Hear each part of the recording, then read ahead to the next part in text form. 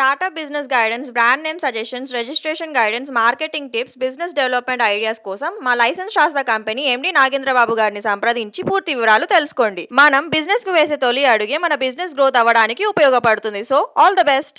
మనలో చాలా మంది కొత్త బిజినెస్ స్టార్ట్ చేయాలని చెప్పి ఆలోచనతో ఉంటుంటారు. బట్ ఏ బిజినెస్ కి ఏ టైప్ ఆఫ్ లైసెన్స్ తీసుకోవాలో తెలియక కన్ఫ్యూజన్ లో ఉంటున్నారు కదా. మీ కన్ఫ్యూజన్స్ అన్నిటికీ క్లారిటీ ఇవ్వడానికి బిజినెస్ లైసెన్స్ ఇండియా.com వాళ్ళు ఉన్నారండి. వాళ్ళని కనుక మనం సంప్రదించినట్లయితే మన సౌత్ ఇండియా మొత్తం ఏపీ, తెలంగాణ, కర్ణాటక, తమిళనాడు ఈ స్టేట్స్ లో మీరు ఏ బిజినెస్ కావాలన్నా వాళ్ళే వాళ్ళ తగిన లైసెన్స్ అప్లై చేస్తారు. మీకు ఎటువంటి డౌట్స్ ఉన్నా వారు క్లారిఫై చేస్తారండి. దానికి సంబంధించిన website link and contact number కింద డిస్క్రిప్షన్ లో ఇస్తాను. మీరు కావాల్సిన కాంటాక్ట్ చేయొచ్చు. Thank you so much. Welcome to Telugu business trends. మీరు seed manufacturing licence and seed dealer licence తీసుకోవాలనుకుంటున్నారా? అయితే ఈ వీడియో మీకోసమే. ఫస్ట్లీ సీడ్ మ్యానుఫ్యాక్చరింగ్ లైసెన్స్ గురించి చెప్పుకుంటే, సొంతంగా మ్యానుఫ్యాక్చరింగ్, ట్రేడింగ్ చేసేవారు ఈ లైసెన్స్ అనేది తీసుకుంటారు. ఇది 2 రకాలుగా ఉంటుంది. ఒకటి కస్టమర్ ప్రాసెస్ లైసెన్స్ అండ్ ఇంకొకటి ఓన్ మ్యానుఫ్యాక్చరింగ్ లైసెన్స్.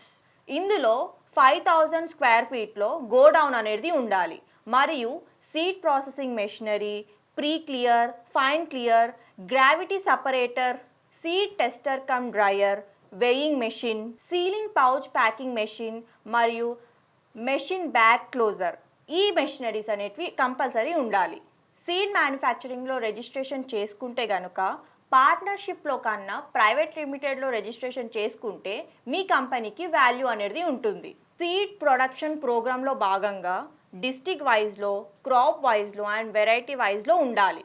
సేమ్ ఇలాగే మార్కెటింగ్ ప్లాన్లో కూడా ఉండాలి. సోర్స్ ఆఫ్ సీడ్ ప్రొడక్షన్ అంటే రా మెటీరియల్ యొక్క పర్చేస్ బిల్స్ కావాలి అండ్ దీనికి ఎంప్లాయీస్ యొక్క కేవైసీ అంటే ఎంప్లాయీ యొక్క Aadhaar card, pan card, nominee యొక్క డీటెయిల్స్, రెంటల్ అగ్రిమెంట్ ఇవన్నీ బేస్ చేసుకొని సీడ్ మ్యానుఫ్యాక్చరింగ్ లైసెన్స్ అనేది చేయడం జరుగుతుంది.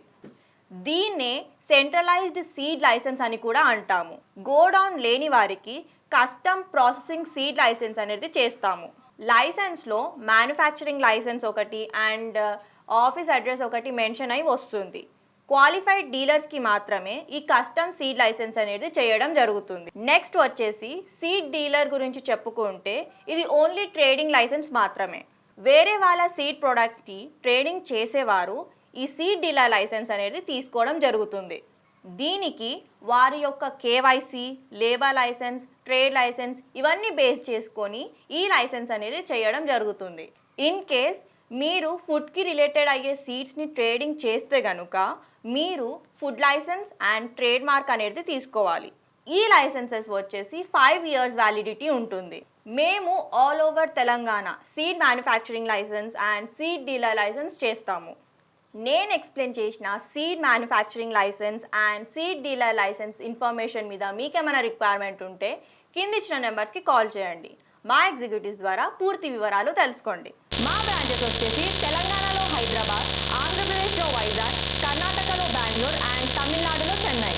మా వీడియోని చాలామంది చూస్తున్నారు, కాకపోతే లైక్, షేర్, సబ్స్క్రైబ్ ఎవ్వరూ చేసుకోవడం లేదు. So please do like, share and subscribe to our channel. Thank you.